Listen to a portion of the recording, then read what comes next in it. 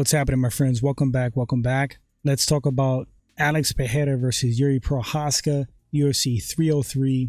Alex Pereira stepping in short notice. What a boss. I think these guys are so evenly matched, equally dangerous to each other. Let's get into this matchup. But first, let's talk about the first fight. All right, so of course, these are all my opinions. What I saw in the first fight, strengths, weaknesses, what was effective, what wasn't. All right, so in the stand-up battle, in that first fight, I feel like Jiri's movement, his switching stances, the odd angles, the power, had Poatan a little bit tentative. You could tell he definitely respected Jiri's stand-up and the dangers he posed on the feet. Now, what was challenging for Jiri was Poatan's calf kicks, his length, his reach, his timing, his power, his ability to be dangerous going backwards. Poatan can knock you out stepping backwards. That's not something everybody could do. In the stand-up battle, who looked more vulnerable overall?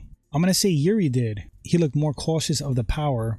And watching a fight, there was just like this feeling that Jiri could get knocked out at any moment. He had to fight the perfect fight, utilize a lot of movement, feints, quickness, and have his defense on point not to get KO'd.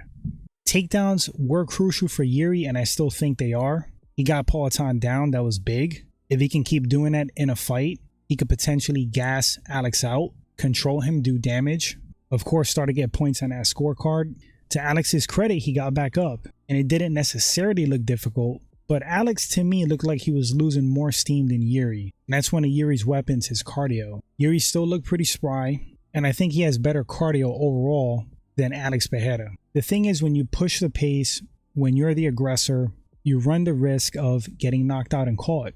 That's what happened to Jiri Prochazka. He got clipped, he got rocked, goes for a desperation takedown, starts getting elbowed in his head, and I do feel like that fight was stopped early. Regardless of Jiri being humble, saying it wasn't, from my perspective, that fight was stopped a little bit early. Now enter this second fight. Jiri just had a fight recently. Alex has been consistent and busy. I think coming into this, Jiri's going to have the advantage as far as like physical fitness, cardio, and endurance.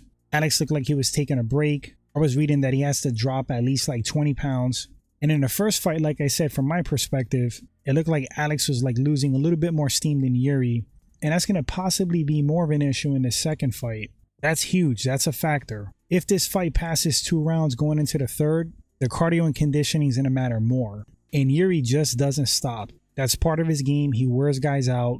He has insane cardio and conditioning for his size. Alex better get him out of there in the first 2 rounds. I think it would be better for him to do that. If it reaches the third, I would expect Jiri to start taking over. Now, as far as like the stand-up, I think Alex has the advantage as far as like pure knockout power. I think Jiri could knock Alex out. He certainly had him rocked in the first fight. But the longer this fight stays standing, as far as like effectiveness, danger factor, I'm going to say 60-40 Alex. It would be smart of Jiri Prochazka to mix takedowns, continue with the feints, continue to be unpredictable, because he definitely looked like he had Alex uncomfortable in that first fight. Alex is having a hard time figuring him out. Jiri has to do something about those calf kicks because they were extremely effective for Alex. Poatan needs to keep this fight standing, be patient, don't fall for the feints, attack when there's openings, conserve his energy, be efficient in your takedown defense, and be efficient in getting back up to his feet if he does get taken down. Jiri also has some pretty nasty ground and pound. I think Jiri has more ways to win. I think he could win by knockout, he could win a decision, and I think he can win via submission. Alex's best bet to win, I'm going to say knockout, but that's what he does. He's really good at it. Ultimately, who am I picking in this fight? These guys are like their nemesis. They're so evenly matched in several ways, from their height, their skill, their reach, different styles. But man, this is a great fight. Very hard to pick a winner. Mixed martial arts is so unpredictable. A lot of factors going into this one. Alex stopped Prochazka in the first fight. He could very well do it again. Man, this is such a tough pick. I think I'm going to lean towards Jiri Prochazka 55-45. And I'm only saying that because the momentum, in my opinion, should be with Jiri. It's not like Alex has been inactive, but I think he did relax after his last fight. Coming into this one, semi-short notice, I think is going to be a factor. I think cardio is going to be a factor. And I think if Jiri mixes it up, fights smart, doesn't rush things, fights as a mixed martial artist, utilizes takedowns, ground and pound, his full skill set, I think he could take this fight. I think cardio and conditioning is going to be a big factor. Could Alex catch him again? Yes, 100%. That's why I'm making a close pick, 55-45, Jiri Prochazka. And if he wins, man, that's going to be a hell of a rubber match. But guys, let me know in the comment section, who do you think takes this rematch? Super exciting fight.